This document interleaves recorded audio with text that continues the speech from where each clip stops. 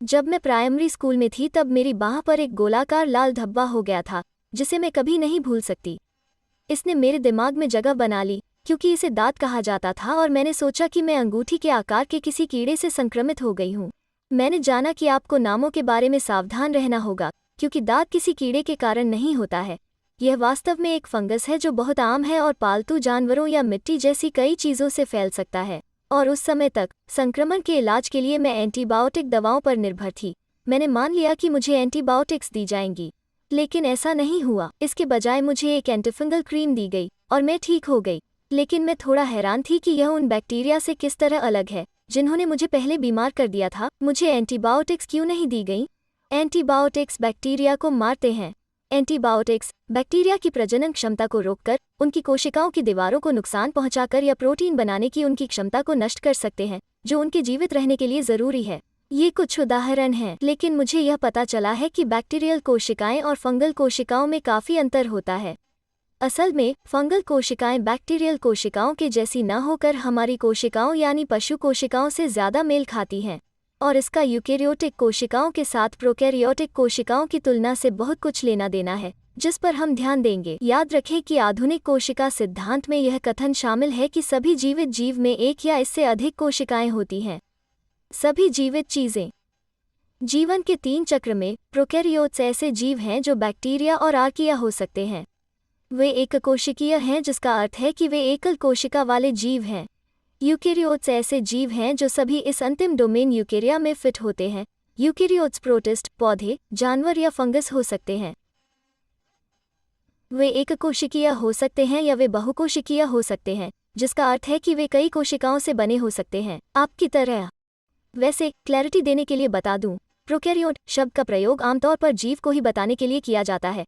जब आप इसकी कोशिका का वर्णन कर रहे हैं तो आप एक प्रोकैरियोटिक कोशिका का वर्णन कर रहे हैं। यूकेरियोट के लिए समान, यूकेरियोट आमतौर पर जीव को ही संदर्भित करता है, और जब आप इसकी कोशिकाओं का वर्णन करते हैं तो वे यूकेरियोटिक कोशिकाएं होती हैं। प्रोकैरियोटिक कोशिकाओं और यूकेरियोटिक कोशिकाओं में बहुत समानता है। दोनों का डीएनए होता है। डीएनए कोशिका का जेनेटिक पदार्थ है।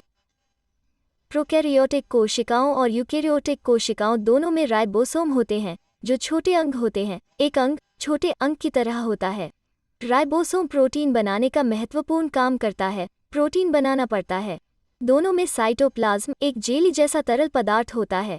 दोनों में एक कोशिका झिल्ली होती है, जिसे प्लाज्मा झिल्ली के रूप में भी जानी जाती है, जो महत्वपूर्ण है क्योंकि यह नियंत्रित करती है कि कोशिका के अंदर और बाहर क्या होता है और इसलिए होमोस्टेसिस को बनाए रखती है। सभी कोशिकाओं में एक झिल्ली होती है। ज्यादातर प्रोकैरियोटिक कोशिकाओं में कोशिका वॉल होती है।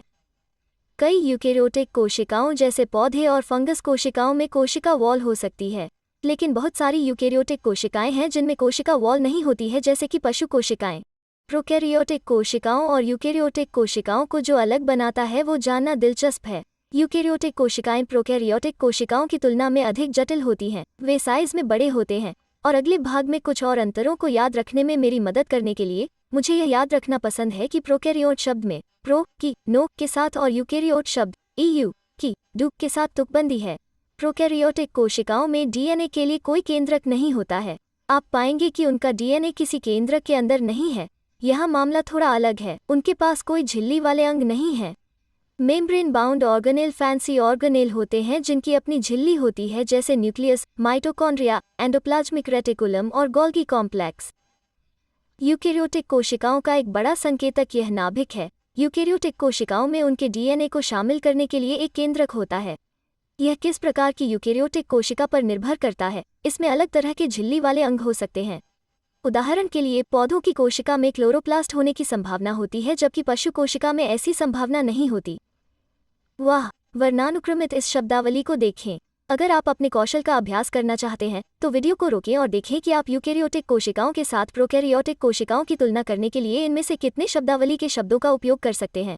यह समझना महत्वपूर्ण है कि जीवित चीज़ों की सभी कोशिकाएं इन 2 श्रेणियों में से एक में आती हैं, और इन 2 तरह की कोशिकाओं की विशेषताओं को समझने से हमें जीवित चीज़ों की विविधता को बेहतर ढंग से समझने में मदद मिल सकती है, चाहे वे आर्किया, बैक्टीरिया, प्रोटिस्ट, फंगस, पौधे या जानवर हों।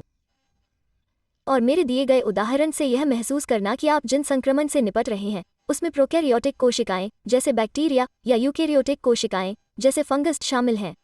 एमीबा बहनों की तरफ से आज के लिए बस इतना ही। हम आपकी जिज्ञासा को बढ़ाने के लिए और भी वीडियो लाते रहेंगे।